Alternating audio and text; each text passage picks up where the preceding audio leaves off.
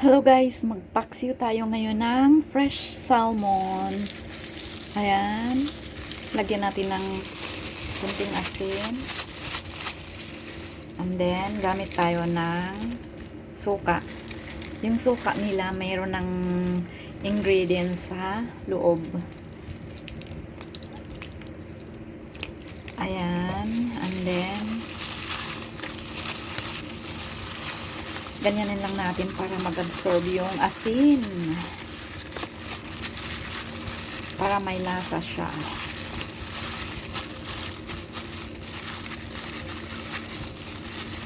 And then, ilagay natin ang ating mga ingredients. Ayan.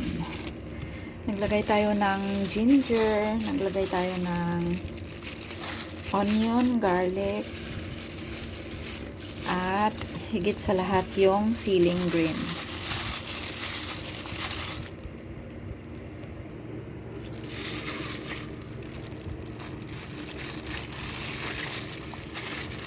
Ang lalaki kasi. Halos hindi magkasya. So, ayan. Lagay na lang natin ng ganyan.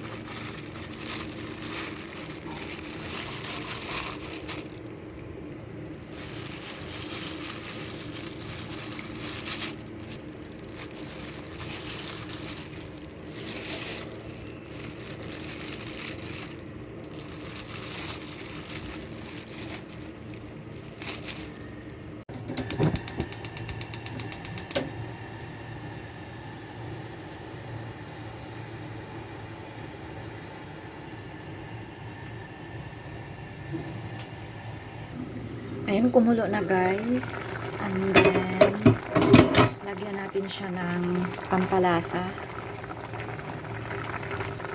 Ayan. Tapos, remember guys, sa suka, never tayong gagamit ng stainless na kutsara. Kasi hindi yun maganda. Gamit tayo ng wooden spoon. Ang sarap. Tikman natin ulit. Ang sarap, maanghang.